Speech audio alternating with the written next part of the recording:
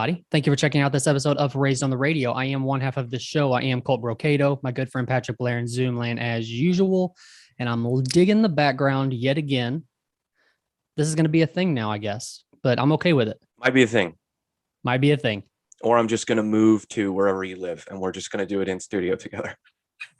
Find me a job down there. I do not see that happening. What is there to do for work where you live? Chopping wood.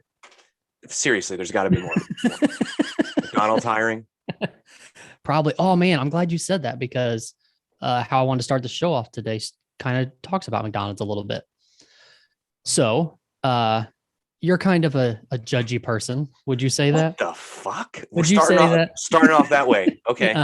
Yeah. Judgy? No. Okay.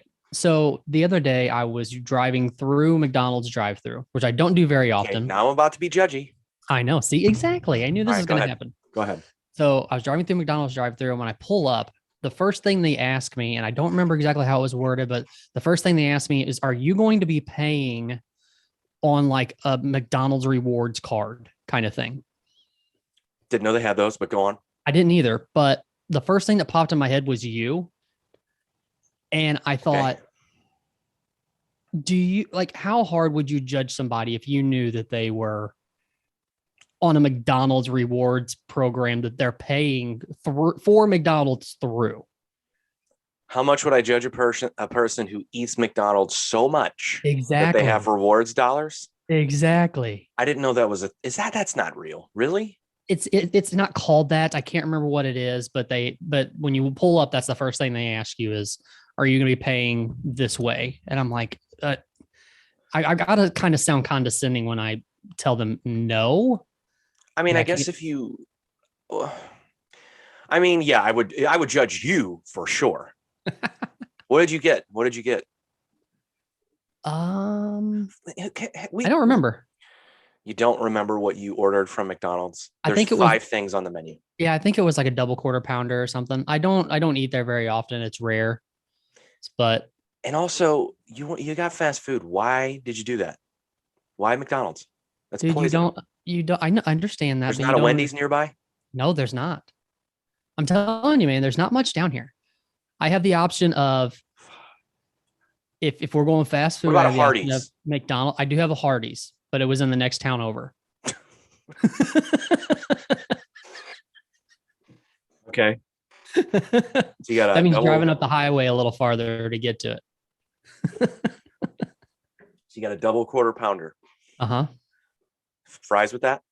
Absolutely. What'd you wash that down with? Mountain Dew Code Red? No, it was a Coke Zero. Went for cancer instead of sugar. I dig it. I dig it. Which one of them had to be healthier than the other, though, right? Coke Zero's got to be healthier than that burger. I don't know. It's a lot of processed chemicals put into food and beverage form. And Coke Zero. I like Coke Zero. And we're also talking about like people who do this 3, 4, 5 times a week. Well, if they have rewards dollars, yeah. Dude. I mean, I get it. I have rewards dollars. It's like Walgreens, like the grocery store I go to. Well, that makes different, sense, right? Yeah, that makes sense. Or like gas stations. Like if you have one gas station that you go to get your gas all the time, and you can get like a certain, 30 cents off a gallon of gas or whatever if you use your rewards or whatever. That makes sense to me. But man, I just when I heard it, you were the first person that popped in my head whenever they asked me that. I was like, whoa, I don't know. Not. I mean, it's a good business practice for them to have it. Now, is it good for everyone's health? No. But there are legitimately people, and we know this. I mean, this isn't anything new. It's like we're just now discovering this, you and I, but there are people who legitimately do go there, if not every day, 2 to 3 times a week. Yeah. Perhaps absolutely. even 4 times a week. Mm-hmm. But there are people that go there every day. Yeah. You know what's always been a weird sort of tradition thing that I've noticed is, you ever notice there's like always if you go into a McDonald's, there's always the group of old people with the newspaper and the coffee. They like congregate at McDonald's, and that's like their hangout spot. Mm-hmm.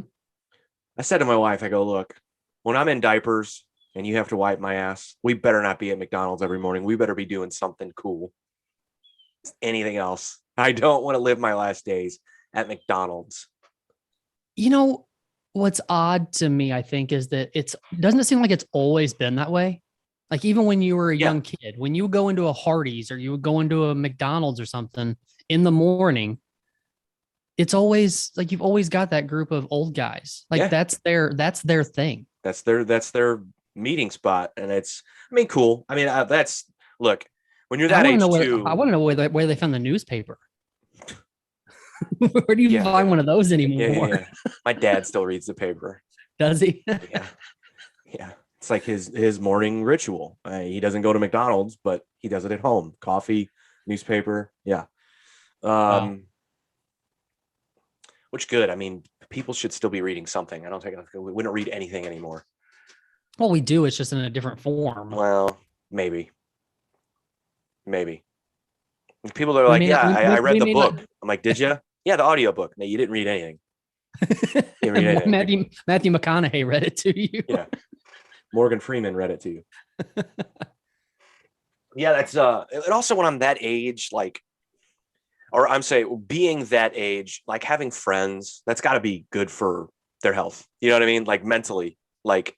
Yeah, for sure. You know, you hear the stories about like someone who, not a coma necessarily, but had a major sickness happening, but then like they kind of got like a recharge, like a jolt of life when they started being around people again. Mm-hmm. Like I heard those stories during fucking COVID. Might as well get into COVID. Why not? But every episode we got to talk about it for a little bit. But I heard those stories during the pandemic of a person who, and I'm not going to say who told the story because I can't verify if it's true because this isn't someone that I know, but you know, someone who got COVID and got really sick and doctors had kind of given up. Right. Mm-hmm. And then they started letting family come into the room finally. And the person all of a sudden, hey, they're better. It's just that sense of like the human element and the, you know, just the energy it brings to you, just being around people. So anyway, I mean, it makes sense if you think about like people who are really depressed and stuff like that. One of the major parts of that is being a major introvert, you know, and not really having the comfort, I guess you would say, of other people. And I think that just worsens depression for people. Yeah. They may not notice that. They may not realize that. They don't want to be around people because they are introverted, but it's a need, you know, for thousands and thousands of years. It's always been, you know, people have always been there. Of course. Speaking of COVID and needing the comfort of other people, does Aaron Rodgers have friends? Seriously. Do you mean to tell him he's making bad decisions? Or yeah. And also, you're an asshole. You're an asshole. Okay, give me your reasoning on why he's an asshole. Look. Just because he didn't get vaccinated? No. See? Okay. No. I keep saying, if you don't want to get vaccinated, don't get vaccinated. Again, expect there to be something that happens if you didn't. Like your employer tells you, you no longer have a job or whatever. If you don't want to get vaccinated, don't get vaccinated. That's on you. It's your body. Do what you want to it. And did you see his statement that he made? Did you see when he went on the Pat McAfee show and talked about? I seen that he was on there, but I didn't watch it. Okay. So what he said essentially is he started with, this was a health decision. It's my body. I made the decision for my own health. Now, had he cut it off there, bravo, right? Cool. Because that's what everyone who doesn't want to get vaccinated should say. Yeah. But then he said, well, it's a political virus. And I'm not going to, and I'm paraphrasing, I'm not going to succumb to the orders of some woke revolution or something like that. And I'm like, dude, you couldn't have just left it at, it's my body. I was worried about putting something in my body. That's it. And then you said it's a political thing. Well, you made it political by saying it's political. And then calling out the woke culture who's trying to force you to get vaccinated. Just shut your That's what I'm saying. Who are his friends? He should have run that by someone before he said it publicly. If I was this friend, I would be like, whoa, stop right there. You're done. That's all you need to say. He doesn't have friends. I'm sorry. What? And I saw people on Twitter like, bravo, another athlete, another celebrity standing up to the powers. And, I'm like, no, not bravo. What woke culture is he talking about? The doctors? Health professionals? Is that who are you talking about? Who's telling? Let me ask you, this whole thing wouldn't be happening if he didn't test positive for COVID, right? Like, isn't that what started all of this? Correct. Yeah. I don't know. I have mixed feelings about this. Come on. I understand what you're saying. I like Aaron Rodgers. I like Aaron Rodgers. I know you do. I know you do. Fathead. Go on. In his man bun. Go ahead. No, I've always liked him as a quarterback, and he's not one that's ever like in the media for this kind of thing. You know what I mean? Like this seems like a new thing, and I know he's doing it for what he thinks is the right reasons, because he thinks he's standing up for somebody, and he thinks standing up for himself, but also standing up for a lot of people out there who are saying the same thing. Okay, let's stop there for a minute. Okay. So you said he's never been in the media for something like this before. What do you mean by that? Like, what kind of controversies have you seen him involved in the media? Non-sports related? Meaning not something to do with his contract, not something to do with the Packers. Yes. This would be the first, but I think if anything, if history has proven one thing, it's that he's kind of a shit disturber and he only cares about himself. Right? Why? The contract situations and things he says about wins and losses and teammates and this and that. I don't know if he's necessarily a spokesperson for team. Yeah, but teamwork. I mean, did you listen to like when all that was going on, what his reasoning behind everything was? Like when people thought he wasn't coming back or started getting mad. What was his reason? Because he wanted it. Okay.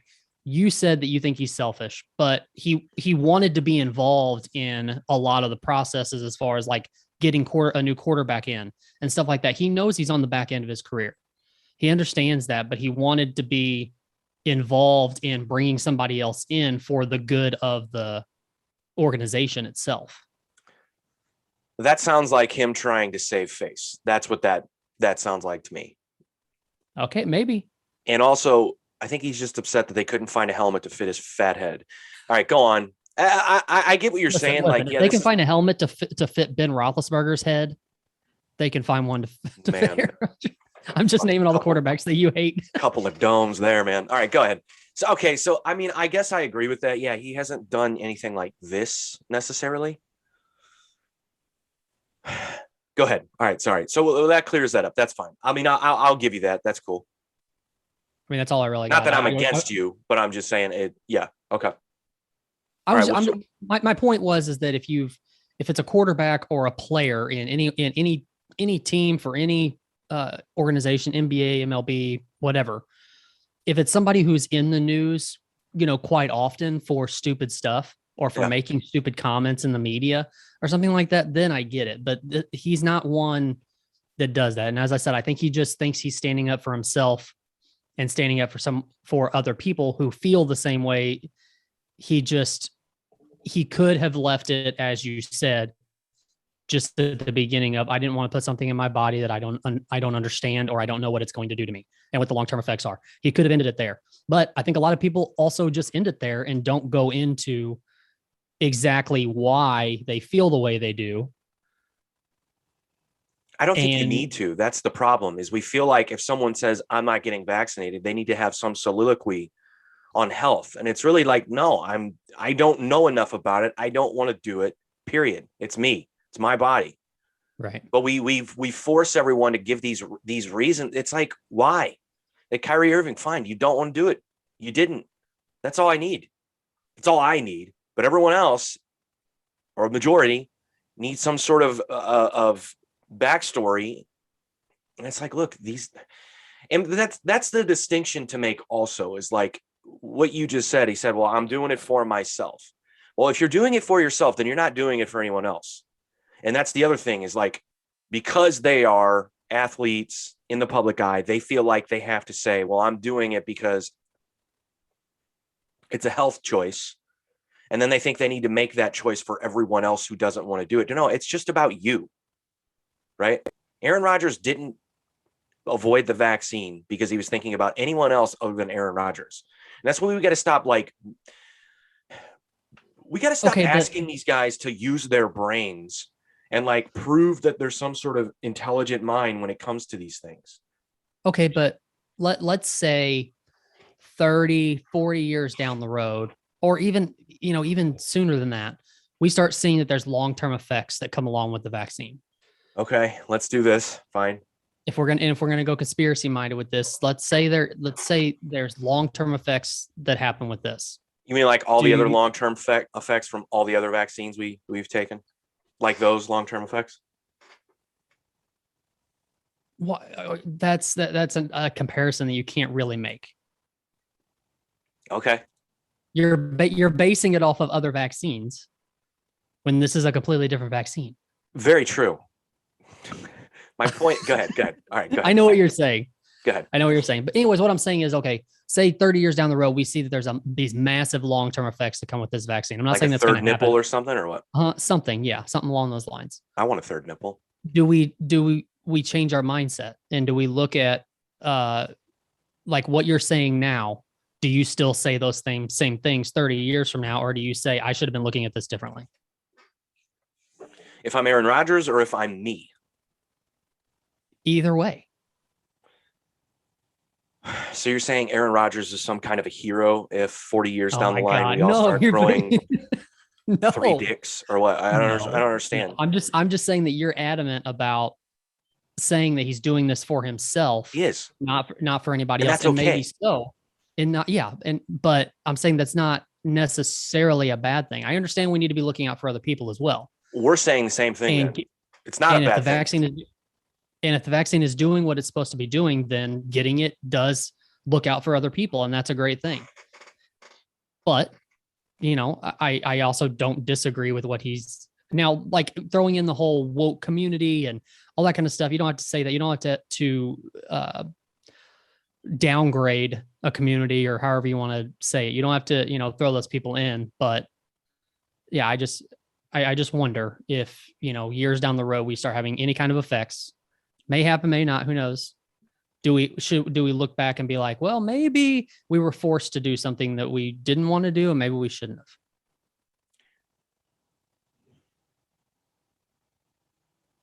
We're essentially saying the same thing. All I think he needed to say was, I'd made a decision for myself, and that should be okay with everyone, period. And it's okay with me. Sure. Yeah. Right. But he didn't say that. He had to be cute, like we expect of all these other athletes and all these other celebrities who didn't get the vaccine. And he had to give some sort of intellectual reason as to why he made a decision for himself. He made a decision for himself, period. Done. That's it. And that doesn't bother me at all. It really doesn't bother me at all because it doesn't impact me at all. I don't want to go to Green Bay. Green Bay sucks. He sucks. Fuck the Packers. I don't care. But I also wonder, like, the Pat McAfee shows a little bit. I wonder if that had to do with how he came out and explained everything. What do you mean? Just because, I don't know, like the interview style of Pat. Yeah, kind of. Versus if he was like on a news source or whatever, I think he may have not have said those things. I actually thought about that, and I thought about him going on a show with former NFL players and there being that camaraderie of having to make that decision based on the jobs they all shared, right? Yeah, I think it might have influenced him to maybe speak freer than he intended. Perhaps. I don't live inside of his giant head. Yeah, I actually did think about that. He's been on that show before, I want to say, but okay. I want to say he's been on that show before. I don't watch it enough to know. Oh, but you said it's just like the before you go on, the feeling of that show is that you're not really worried about that what you're saying is going out to millions of people. You know, it's not like being on the news. It's more like you're having a conversation with Pat McAfee. Yeah, but it's going to get out to millions of people. That's the I know, issue. I get that. I'm just saying the feeling of the show isn't that way. It's more like you're just having that conversation. Sure. And you're more liable to, you know, maybe say things that you wouldn't say on another news source. Or maybe to be a little more real, I guess. Yeah, but I guarantee you he doesn't have friends. He has a publicist, and the publicist said, yeah, say that. You'll be a hero regardless of what show you're on. You say it on. He's not just going to go on a show in front of millions of people and willy-nilly just talk about COVID. He ran that by some sort of yeah. But it wasn't a good friend. It was someone looking out for their own bank account and not Aaron Rodgers' best interests, right? You said that we're being forced to get the vaccine. So that's where the larger issue at hand comes into play. And that's where I don't know. I don't know if I have an answer. I don't have an argument against that necessarily, and I don't have an argument for that. Well, okay. So like just recently in the past week, there's been a lot of stuff in the news saying that Biden is trying to put an emergency stamp on mandating the vaccine. Normally, when you put the word emergency on something, when it comes to stuff like this, it's going through and there's nothing anybody can do about it. And it seems like there's a lot of pushback going on right now. Like the mandate was supposed to be happening, and then now there's a halt being put on it. Yeah. So my issues right now lie with the children situation, because now it's coming across that you can give it to 5 to 11-year-olds. Right. I understand that, like, when kids go to school, before you can go to school, you have to have these different immunizations, these different vaccines before you can even go to school. Right. So if this goes through, and do you think they're going to throw this in as like the COVID vaccine is something you have to be able to go to school? And if that's the case, how many parents start freaking out? Like, what if this happens next year? Your kid wants to go to school in August. You want your kid to go to school, but they have to get the COVID vaccine and you're not for that. What do? Do you have to homeschool now? I think you're looking at it at the very most extreme. This is a what if scenario. I'm not saying this is what's going to happen and this is what they are trying to do. I'm just looking at it as, could this be a possibility? Yeah. Yeah. Again, right or wrong, I don't know. But yeah, it's a definite possibility. Does it bother you if your son was going to school next year? Yeah. If they were going to force him to get the COVID vaccine, does that bother you, or does it not bother you? It doesn't bother me, but I also don't look at it like he's being forced to do something. Okay. I'm looking at it like, what are the pros and cons? Meaning, is this good for him? Is it bad for him? Forget about what I believe. Again, we're looking at things from a very sort of white and black, left and right, red and blue. We're looking at it through those. Let me think about how to say this. So ultimately, you know what I'm saying. We're not looking at it so much as a health issue. We're still looking at it as a political thing. You know, I'm not anti-vaccine on any level. You know, I understand that. Do I think I'm being lied to about this vaccine? No. Do I think the vaccine was necessary? Yeah. Yeah. Now, beyond that, do I have some sort of grand conspiracy as to we're going to look back on this in 30 years, like you said, and think this was one of the wildest, silliest times we've ever lived? I don't know. I don't know. I don't know. I don't know.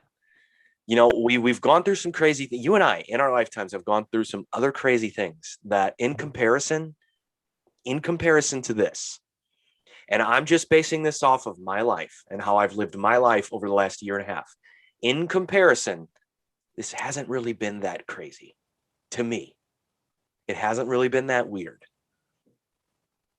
That's all I'm saying. Now, is this because this is coming from a guy who's been working from home for the past 2 years and kind of sheltered in a way from it? I mean, not that you're not seeing everything that's happening, but do you know what I'm saying? Like, yeah, I don't feel sheltered at all.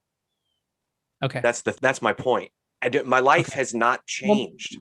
Other than last Christmas, I didn't see my parents. Right? Yeah. And to be honest with you, the only reason that happened is because my goddamn wife was treating COVID patients. Right. So it just seemed like, all right, she's exposed to COVID when she goes to work. Let's not go around my parents who are in their 70s. Right. That's why. Yeah. You know, and if anyone looks at that and goes, you're a sheep, if like, no, I'm not. Yeah, Use my brain. Yeah, that's different. I mean, I have family members who are nurses who have still not seen my son, and he's 3 months old today, that have still not seen my son because they work with COVID patients and they have not felt comfortable coming around yet. Yeah. Now, look, I don't know your cousins. I don't know your family members, whoever you're talking about. That probably sucks to them, and that sucks to you, right? Again, 10 years from now, are you all going to look back on this and go, man, that really ruined our lives? Really changed things for the worse for all of us? I don't think so. I don't know. Like I told my wife yesterday, I said, all I can hope for right now is that our son was born in like the sweet spot of all this is going to be blown over by the time that he's in an age to where he's going to school. My prediction is yes, he'll be just fine. Yeah. So will my son. Yeah. Yeah. I that's my prediction. Do I have any information that would lead me to believe strongly? No. That's just what I feel. It's just a feeling. That's it. But yeah, dudes, again, my life has not changed all that much. I just don't look at this as like, well, I'm not looking at it at the extreme that some people do. Now, you and I are doing a podcast right now. We have this platform. We're talking about this. People listen to it. I don't look at it like some other people do that we've talked about before, like Joe Rogan, where he clearly has taken a turn. He's taken a turn from funny podcast guy to political, anti-COVID, anti-vaccine sort of pro-freedom advocate, which is fine. And I just made all of those terms up. I haven't really gathered my thoughts as to what exactly he is, but you know what I'm saying? Yeah. Like, he's made that turn. I see him posting shit on Instagram now. Like, dude, it's like all conspiracy. Like, he's back to being like conspiracy Joe Rogan. And honestly, the Joe Rogan that I didn't pay attention to, it was never on my radar. Well, here's the thing. I'm not going to that extreme, and that's what I'm saying by bringing him up. I'm not. Okay, and I get that, but where the extreme part comes in right now is we're really talking about people's livelihoods right now. Like, especially with this mandate, they're trying to mandate companies that have 100 people or more are required to either all of their employees have to show a negative COVID test each week, or they have to be vaccinated. One of the two, either way. Originally, they were saying that the companies were going to have to pay for the testing each week, but this last article, the last deal that I read, said that they don't. They just have to show proof of a negative COVID test, but if you're not vaccinated, you have to wear masks all the time. But we're also talking.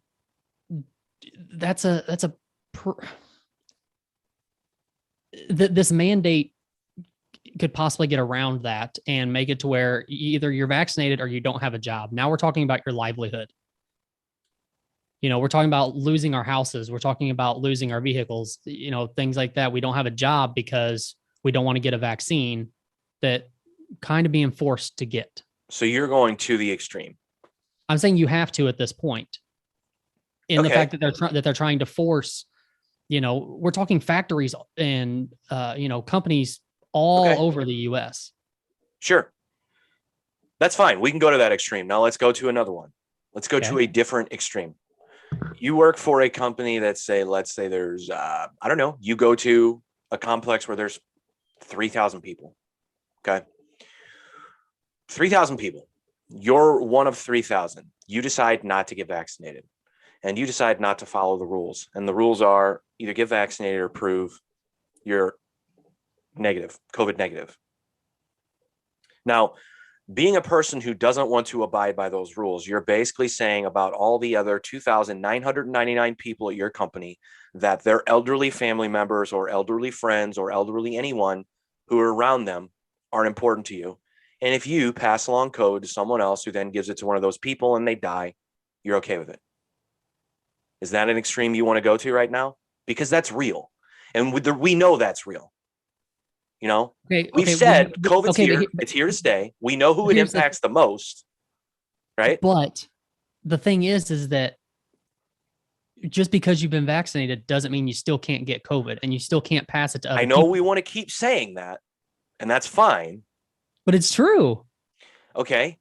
But at what level are you willing to say? And again, I'm just going to the opposite extreme. I know that if you're still vaccinated, you can pass. Yeah, okay. Then why? Okay. So, but I'm going to that other extreme. So that's fine. But we know that if you are vaccinated, you're less likely to cause more damage than if you weren't. To yourself. To other people too, because you are vaccinated. That's why that's the point. It's the point. Are you as bummed out as I am right now? I'm bummed. I'm bummed that we've talked about it for this long. It pisses me off. We were doing so good. Like we had to bring it up every once in a while for like a minute or two, but now this has been like 20 minutes. Yeah. I get it, but you and I we're talking about the same thing. We're saying the same thing. I wanted to take it to that other extreme because I don't think people are thinking that way. Most anyway. And it's fine if you don't think that way and you don't want to think that way, but it's reality. It's reality. The argument that, well, you can still, and I've heard Kyrie Irving say this. I've heard a couple of the other NBA guys say this. Well, you can still get COVID. You can still give COVID to someone else if you're vaccinated. Okay. But of the people we've seen since the vaccine has been become available, of the people we've seen still being impacted in horrible ways by COVID, they've been non-vaccinated people. The point of the vaccine is that if you get COVID, it doesn't kill you. That's the point. That's the point, because we're dealing with an unpredictable virus. Okay. Correct. That's the point. So to all those folks that go, well, you can still give it to someone else. I know. No one ever said you couldn't. But again, if you do and they're vaccinated, they're less likely to die. Fair or not fair? Yeah. Okay. Yes. If they are vaccinated, they are less likely to die. I understand that. Okay. So again, I go back to that extreme I just brought up. You're a person who works for a large company. You're around a ton of people every day. Are you willing to go to the extreme that all of those other people and all of their family members and all of their friends don't matter to you? That's cool if you are. I think you're going very extreme by that. Well, I think it's extreme to say that we're being forced to do something that, logically speaking, if we're trying to save lives, makes sense, right? Okay. Zevia cream soda, brought to you by Zevia. Yeah, right. My point is, I'm still, this is coming from someone who is vaccinated. I am vaccinated, but I'm towing the line still on the forcing people to get it. I got it as a choice for myself and because I have a kid and those kinds of things. And I'm not trying to take up for either side. I'm just trying to put the ideas out there on, what people are fighting for. And that now we're really getting into an area where we're talking about people's livelihoods and things along, the way you look at it is it's your choice on if this is your livelihood or not, because you're choosing not to get the vaccine. Yeah. I get it. But the other side is, you're being forced to do something. And I know forced seems like a harsh word, but it's not but it's like they're integrating the word mandated in for the word forcing. Yeah. No, I'm with you. And again, I'm not saying either way. I am vaccinated. It was a choice. I was not forced to do it. Right. However, I understand why people would feel that they're being forced, because all things considered, they would be, should this go through. But again, I would dare to ask that, are we really looking at the bigger picture? And you bring up livelihoods, and that's all good and well. And I'm with you. Here's the thing. I saw a tweet today that it was a picture of a sign that was on the front window of a Hot Topic. You know what? Let me find it so I can tell you word for word what it said. And it just really, I don't know if it should have bothered me, but it did. Let's see if I can find it, because I don't know who posted it. Damn,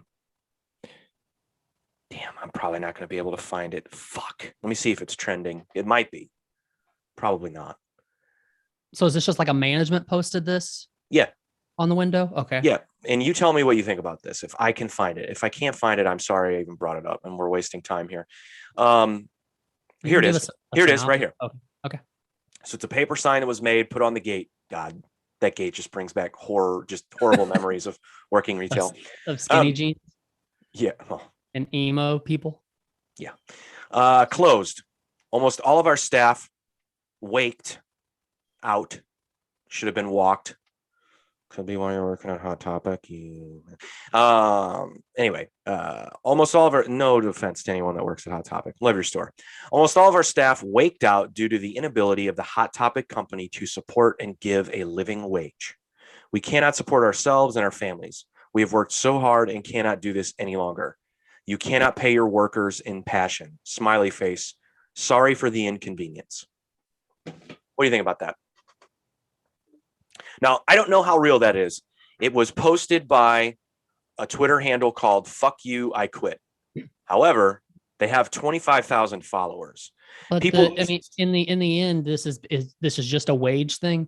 They're saying, like, did they try to get higher wages and were declined, and now that's why they walked out? Feels like it. I mean, what can Hot Topic pay? Like, it's got to be minimum wage, right? I don't know. I mean, sure. I don't fucking know.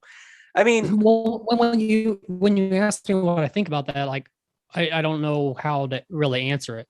Like, if it's legit and it's, they felt like for what they do, they needed more, like they deserve to get raises, and their wages should be higher, and they were declined and they walked out trying to make a statement. I mean, I'm not saying that they're doing anything wrong. That sign's not about what they need. It's about what they feel they deserve. And to which my reply is, then go work somewhere else, or stop spending your money on bullshit. Save, work harder. Yeah. I mean, be better. This is another major news story right now too, is all these people who are saying that they're not making enough. McDonald's bumping their minimum wage up to $15 an hour and all this kinds of stuff. It's weird how it affects, other companies and stuff too. Yeah. I'm going to ask you something, and you better fucking answer me honestly. I'm listening. You've been to McDonald's before. You just went. I did. Do you think the people who serve you your McDonald's deserve more money? Do you think they're working hard? No, absolutely not. Okay. That's when this whole thing came out with minimum wage and people at specific types of jobs and companies talking about, I deserve more money. Okay. We'll give you more money, but the service better be fucking great. Yeah. You've walked into a Hot Topic before, right? Do you think this 16-year-old standing behind the counter picking his asshole deserves more money? No. Sorry. Like who? So this is management that put up the sign, I would imagine. So this is okay. So you can't live off of their wages. Like I said, well, what are you doing? Let me ask you this: why, if you're management of the store, do you need to give people an explanation? What do you mean? Like, do you need to tell people why you're closed in that way? Do you need to say all of our people walked out because they wanted more money? Like, when they put that sign up, do they think they're making it look bad upon the employees? Or do they think that it's looking bad on Hot Topic for not paying their employees more money? I think you're trying to make Hot Topic look bad, yes. Yeah, interesting. I don't know. How much do you again, and I've had this conversation with quite a few people over the last year and a half, people complaining about work and they're just going to collect unemployment because it's this and that. And I go, yeah, but in this case, in this instance, with these folks who walked out, isn't that kind of contradictory? How about you stay and work and save the wages you did make to live off of? So where are you walking out to? What are you doing? Right. Where are you going? Are you going somewhere else? Good. Go somewhere else that will pay you more. Prove that you're worth the money you say you're worth. This has been something that's been, I almost made a social media post about this the other day too, because I was thinking about it. And I'm sure you're probably like this too. Like, you probably pride yourself in like the inner circle that you have, or the people that you have around you are people who are trying to better themselves in one way or another in their life, versus just somebody who's, this is my life. This is what I do every day. And that's it. Like I kind of pride myself in making sure that the people, like, I'm keeping myself in a circle of people who are trying to better themselves one way or another, where it's their job, they're working their ass off to try to get a better position, or, trying to, even if they're in a job they don't like, they're working their ass off to get a different job to better themselves, or something along those lines, Yeah. If you're working at Hot Topic, you're really not doing that. Now, I understand if you're a young kid, you're 16, 18 years old or whatever, and you're just doing retail while you're going to college, or, something like that. Okay. For the extra income, that's great. But if you're a 30-year-old guy and you're working at Hot Topic, your life ain't great. You need to, maybe be thinking about other avenues to take in life, and not worry about the, $8 an hour that you're making at Hot Topic. Well, I would say this: if you're 30 and working at Hot Topic, I sure do hope that you're in a management position. You're not making $8 an hour. You're making livable money. Now, Is it great? No, not at all. But I don't look, and look, you to defend the hypothetical 30-year-old that you just said still works at Hot Topic. He could be trying to work his way up the corporate ladder. That's a good point. And if you are, that. Good. Yeah. And if you are, and you decided to join this walkout, well, then you're a fucking asshole. That's how I feel about it. Look, man, I understand that I'm incredibly biased on this because,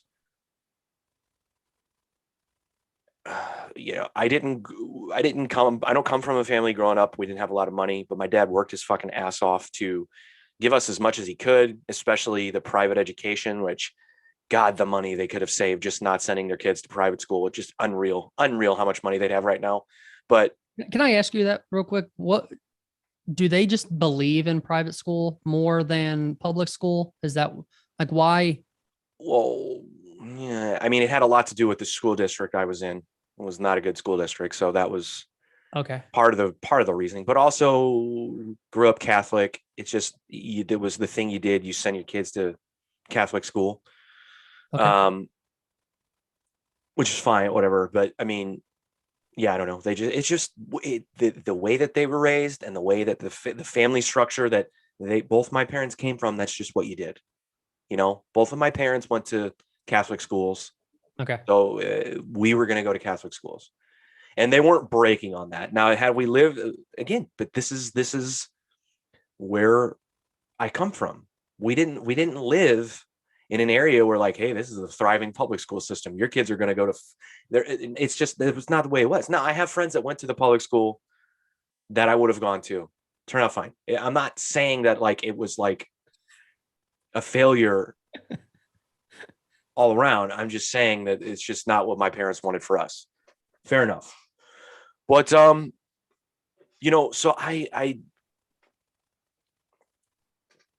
I look at people who complain about wages, and I look at people who complain about they can't take care of their family. Do I have some sympathy? Absolutely. Do I have some compassion for that? Absolutely. But at what point do you go, I got to do better? Right. Got to work harder. My dad did it. He had 2 jobs always. Always. And now the opposite side of that is that, you came from a family, regardless of how much you had, you still had parents who worked their ass off. And, that's a different thing from somebody who maybe works at Hot Topic, who had parents who didn't, really work their ass off to try to be anything better than they were. And that odds are, if you're a 30-year-old guy and you're working at Hot Topic and you're making $8 an hour, your parents are probably shitheads or something tragically went wrong during your childhood. It's possible. And I say that, I kind of mean it, but yeah, dude, like, it's just, you got to look at situations and you got to go, okay, what could you be doing better? Right. Again, this is anecdotal. This is just me. But again, so my dad, 2 jobs. My parents rented out a room in our house for supplemental income and a room above our garage for supplemental income. My parents sold tomatoes out of our garage for extra money. And all of these things were necessary to keep everything pushing, keep everything moving. So it's like you said, you want to surround yourself with people who are trying to do better. That's how I was raised, and that's what I do. Do I have deadbeat friends? Yeah. Yeah, I love them. Are we going to start naming people right now? No. I love them. They're my homies. But yeah, I mean, but they're okay with what they do. They would never participate in a Hot Topic walkout, right? Yeah. They don't complain. They're cool with whatever, They don't need. But there is something to say for that too, though. Like, there are people who maybe make minimum wage but love doing what they do, yeah, and if man, that's the case, some of the happiest people in life don't have shit. Right. If you're happy, then I'm not downing you here. If you're happy and that's really what makes you happy in life, that's great. But still be thinking about, like, could there be anything else that I could be doing that could better my life that I could still be happy doing? Maybe be looking for those things too. Yeah, but let's not even put a monetary sticker on it. Let's just talk about happiness and mental health, and like what makes you feel good. Forget about money. And that's what I'm saying. Like, there are people who don't have shit who are way happier than people who have all the money in the fucking world, but they're miserable. Right. They're fucking miserable, and they're constantly looking for the next person who's going to tell them that they're great. Yeah. You see it all the time. So I mean, there's these deadbeat friends that I have. Deadbeat's a bad word to use. They're just cool with what they got, and they're not necessarily showing that much ambition, which is fine. They're not asking me for anything. They're not asking anyone else for anything. They're just doing what they do. And again, I think they're probably happier than a lot of people who have millions of dollars. True. If they were deadbeats and miserable, then I'd be like, hey man, you got to do something. You got to do something for yourself here. But I don't have many of those people. I'm just saying. We all have someone in our life that's like that. But yeah, it's like you said, keep it moving, keep it pushing. You know. Speaking of keeping it moving and keeping it pushing, what about this whole situation from, what was that called, Astro Fest or whatever? Did you just make a joke about Astro World? I had to. How dare you, man? People died. It was a good segue. Take that. That was a terrible segue. Take that back.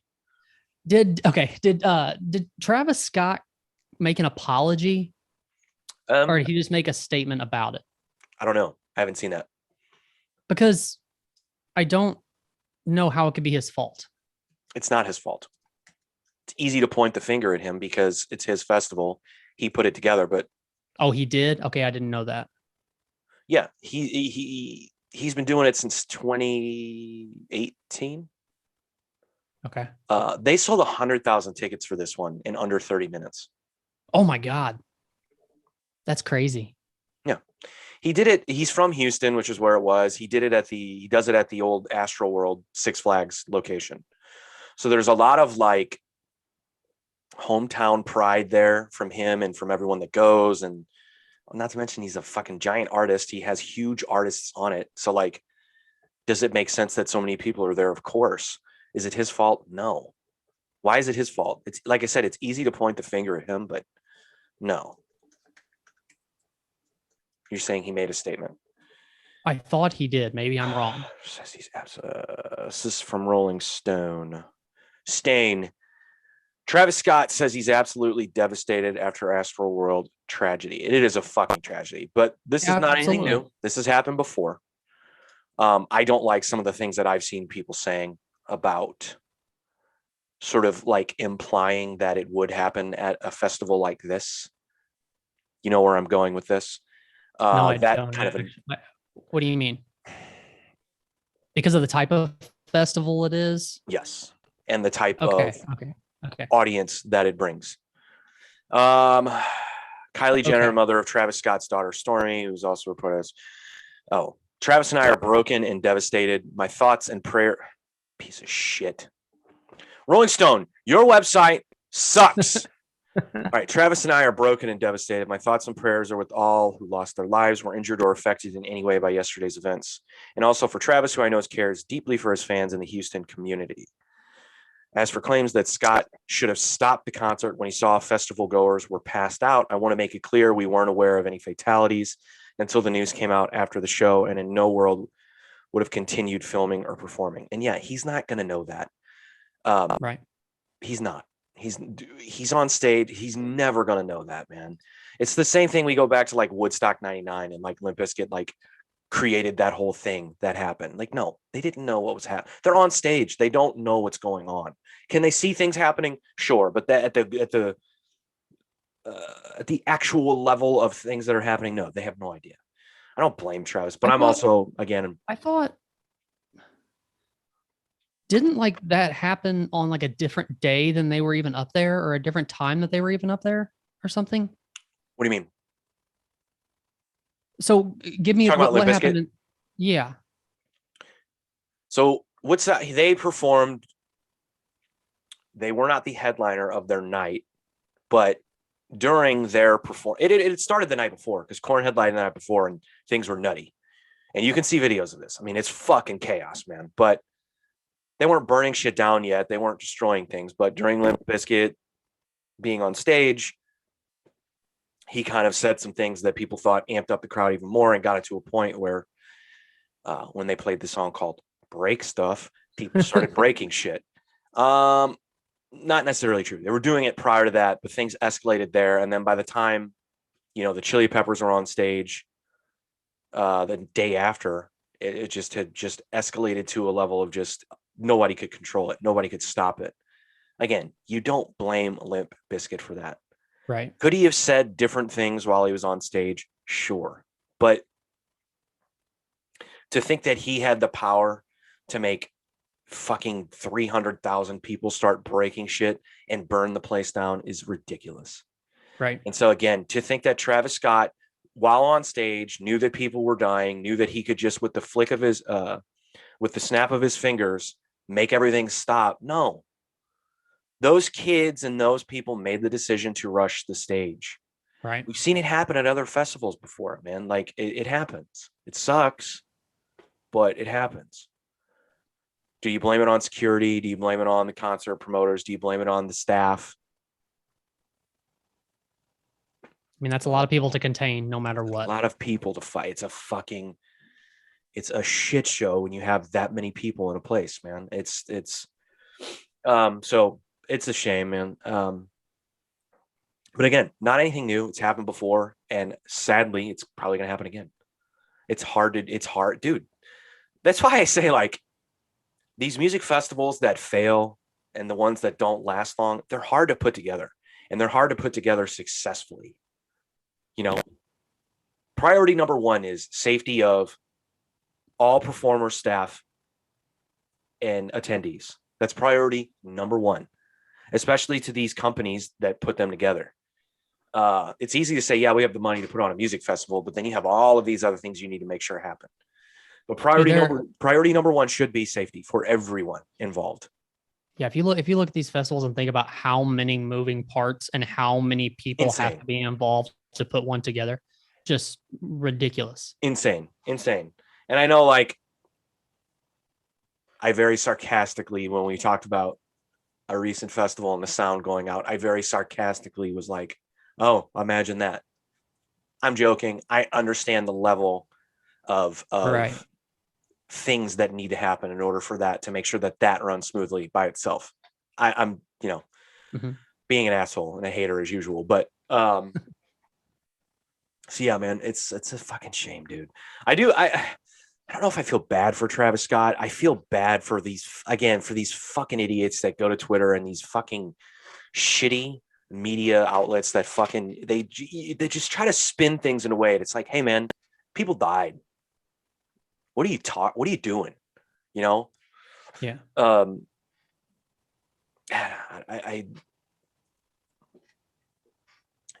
even got upset. Like, I read a CNN story about it, and they basically explained what Astroworld was and who Travis Scott is. But then, like, the last little tidbit of the article was like, what type of festival is this? And I'm like, does that need to be said now? Right. For the reader, you've already explained what Astroworld is. You've already explained who Travis Scott is. I think we got it.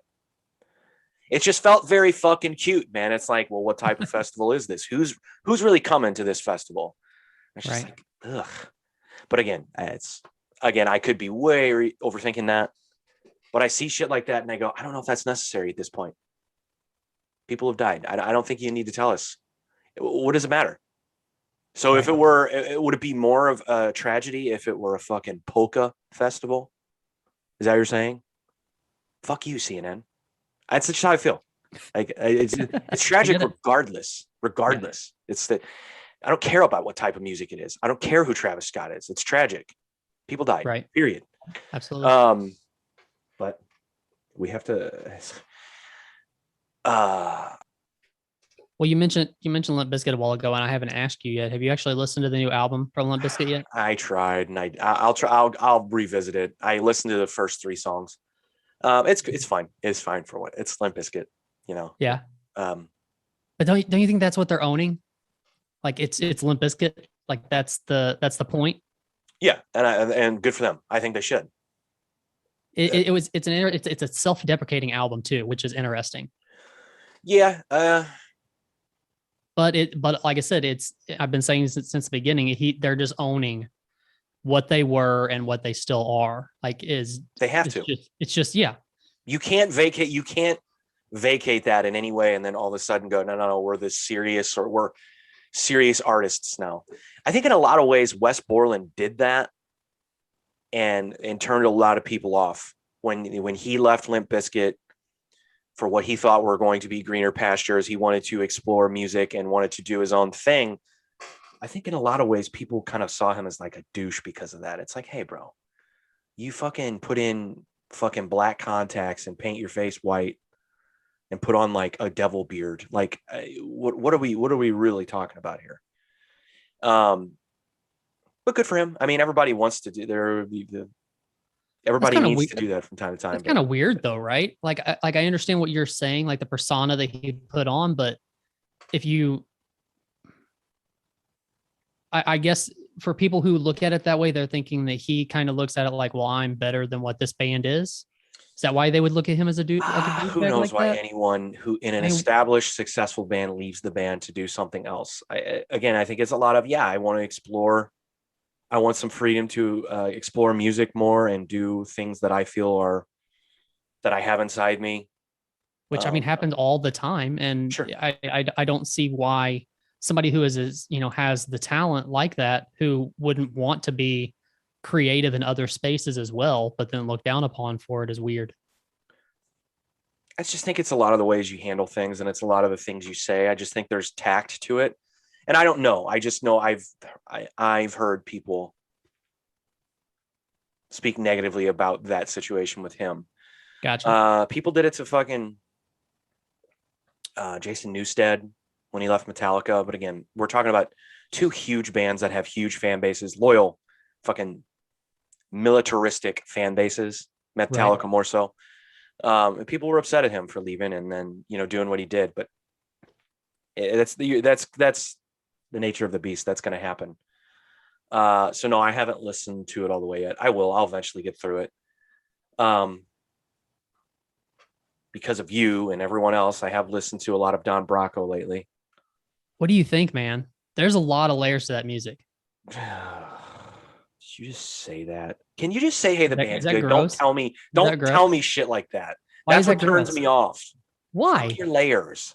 I don't care. Just say it's good, and I'll check it out. I've had so many people trying to force feed that band down my throat for a couple years. Oh, really? Now.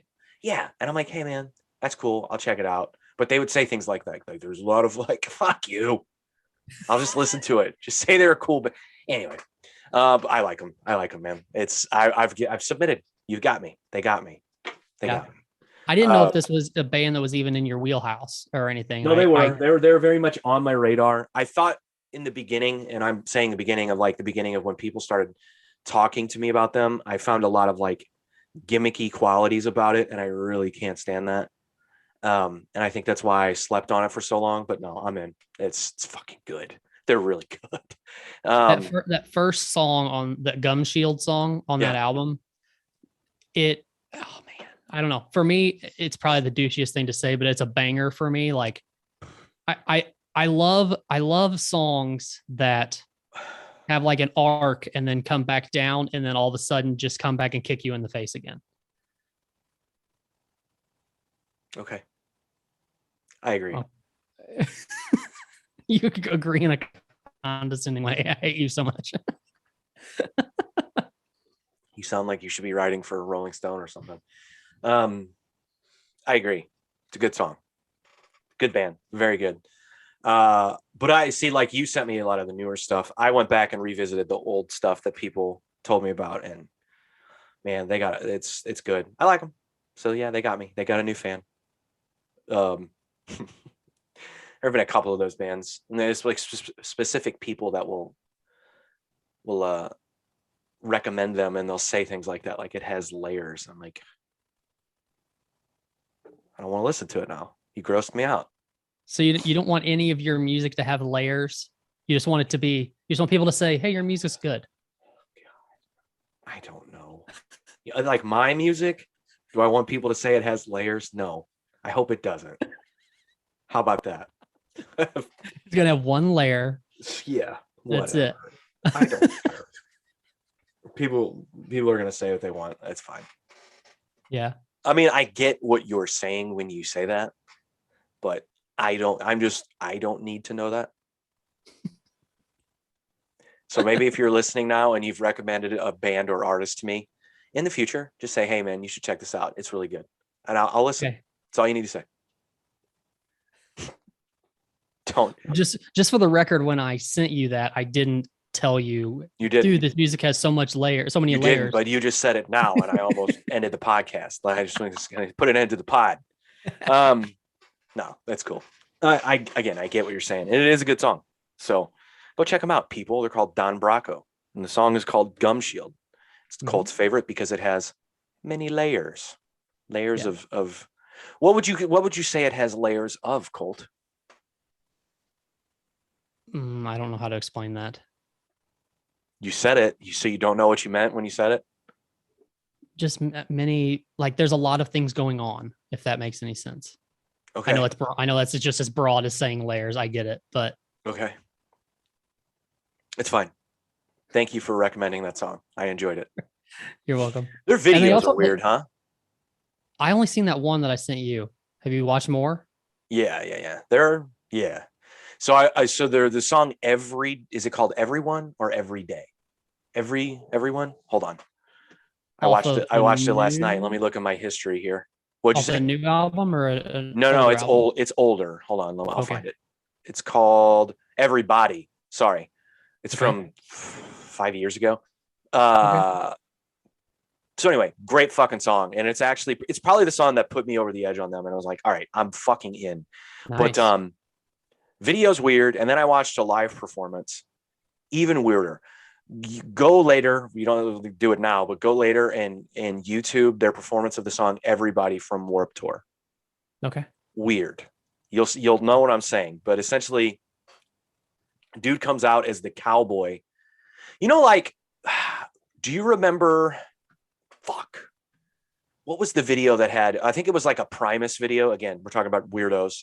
They had like the cowboys in the video, but like, do you know what I'm talking about? Mm-mm. Then there's no context to what I'm saying to you. Anyway, it's weird. Go check it out. Damn it. But yeah, they have like the song Bruce Willis that just came out a week ago, or the video came out a week ago. Have you seen that? Dude, weird stuff. Anyway.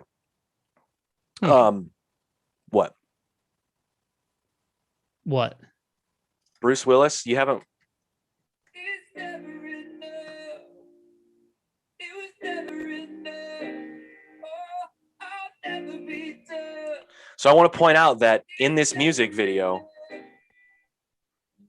Bruce Willis's head is in the clouds. And it's like he's singing to Bruce Willis while on fire. Nice. Anyway. That's a weird song, right? I mean, I only played 21 seconds. That's fucking weird, right? It has layers. It does have layers. So many layers. There's a lot of things going on in that song. Anyway. So go check them out, people. Yeah. Well, before we get out of here, do you want to talk about a little UFC from last night? I mean, we should probably thank Kamaru Usman for not letting Colby Covington become champion. I want to thank him for that. Yes. Thank you so much, Kamaru. I will thank him for that, but unfortunately, I have to give some props to Colby Covington because he's a fucking warrior, dude. I do too, man. I'll say this. He didn't look the same for about 3.5 rounds, meaning like his pace and his pressure. He started to have a little bit of success, but I felt like it was way too late, especially after that second round where, dude, the way he dropped, I was like, ooh. Twice. Oof. But yeah, but also the way that he handled things after the fight, going up to him and saying, hey, this was, I was just trying to sell pay-per-views. This isn't real life. This and that. Good for him. And good for Kamaru for accepting that. Kamaru could have been like, get the fuck out of my face. You brought up my dad being in prison and shit. Like, fuck you. But Kamaru was the bigger guy. Said, cool. Squashed it. And look, I tweeted this after the fight was over. It was fun for 2 fights, but now we can all move on, thankfully. Yes. We can all move on from this. Because like you said, if Colby Covington would have won, do we really want to sit around for a trilogy and all the antics and all of the things again? I'm exhausted of it. I just... Isn't that weird too to think about? Like if Colby would have won that fight, the end would have been completely different. Like there would have been no,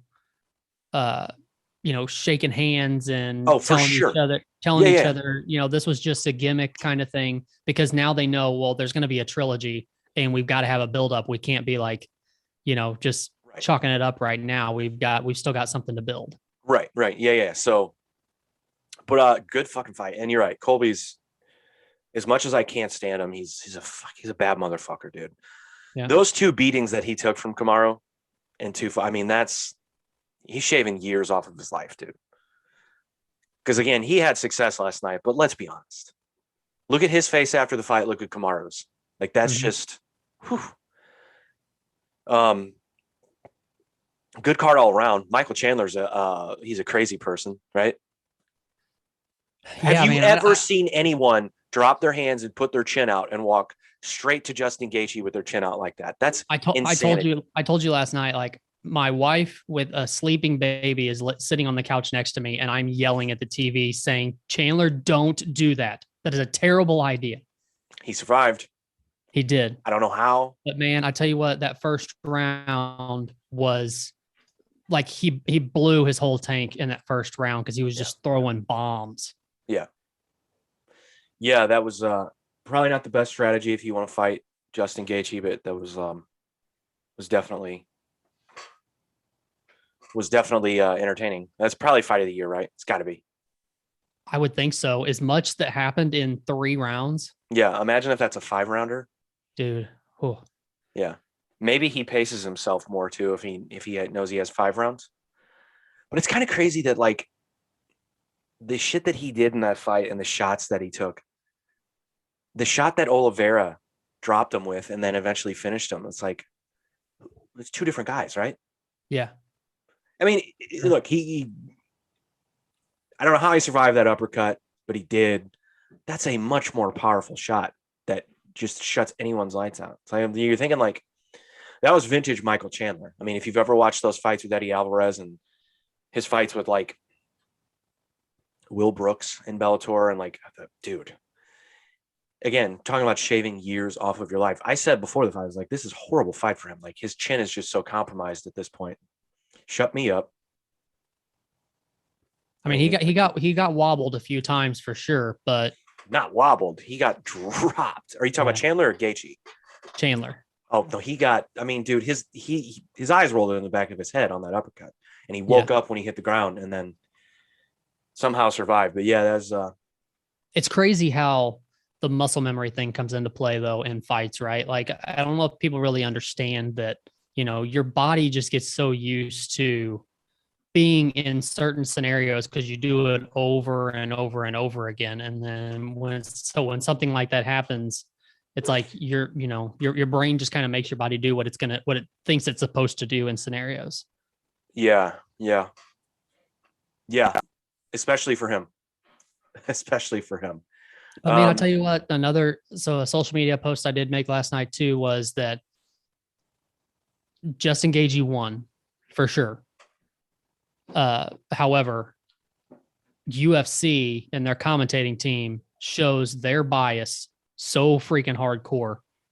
Speaking of that, though, as far as the commentating team goes for the UFC, Justin Gaethje clearly won. I will give him that. However, from the get-go, well, okay. So what I messaged you was if they gave the first round to Chandler and Chandler got the takedown in the third, there was a chance that he could have taken that fight. Gaethje won. I was kidding. Go on. But wasn't there what did I message you there? Somebody called it it was a massive split difference in the third from the third judge. I can't remember who it was. I think it was 30-27, right? Let's see it should not have been a 30-27. I disagree with that completely. But you've always got that one judge that's in there like completely different than everybody else, which makes no sense at all. You if anything, the first round's a draw or Chandler won the first round. You don't. Yeah. It's anyway. So you're saying that but either Rogan, way, as far as commentating team goes, man, like I was trying to just listen to the commentating to see if maybe I was over analyzing it, but the whole time it was literally bad mouthing Chandler and beefing up Gaethje. I thought. What were they saying about Chandler? I don't remember this. Okay, I take that back. Not really bad mouthing. I would say more of the emphasis was on Gaethje the entire time and everything that he's doing well.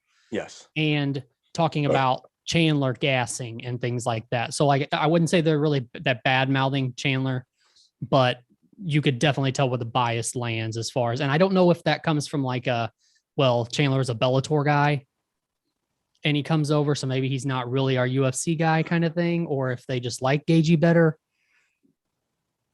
or what. But you would think it would be even more fun if you had like the commentators kind of going back and forth a little bit about like one who is biased towards one versus the other. Yeah, but that's not what they're supposed to do. They're supposed to tell us about what they're seeing. And they might be wrong. and what they're seeing. But that's ultimately what they were doing. I'll tell you a more egregious example of that was the Phil Haas Chris Curtis fight. Until Phil Haas got finished, they were pro Phil Haas. I mean, he couldn't do anything wrong. He could do no wrong. They said not one thing about Chris Curtis's skills, about anything. In fact, we're even like, he's got to do something or whatever, But yeah, I mean, I get what you're saying. I kind of feel they're that way about Justin Gaethje. I think it's a Justin Gaethje thing because he's such a fucking animal and the way he fights. I think if you're commentating a Justin Gaethje fight, you're very prone to just call out the madness in Justin Gaethje. Yeah. But I get what you're saying. I did text a few people. I didn't send you this text, but I was like, God, I'm sorry to bring this up again, but is it just me or is Joe Rogan bad at his job now? Like getting names wrong, not controlling the interviews that he does in the octagon after the fights. Like he just talking about NFTs during the fight. You didn't like that, huh? It wasn't great. I know. Yeah. We're way too much on the anti-Joe Rogan. And that was kind of his, and that was a way of him like plugging the podcast without plugging the podcast too. He's 100%. Like, I've talked to 10 different people who are a lot smarter than me, and I can't figure it out. Yeah. He's made that joke already, but go on. You know who sucks more than he does? Stephen A. Smith.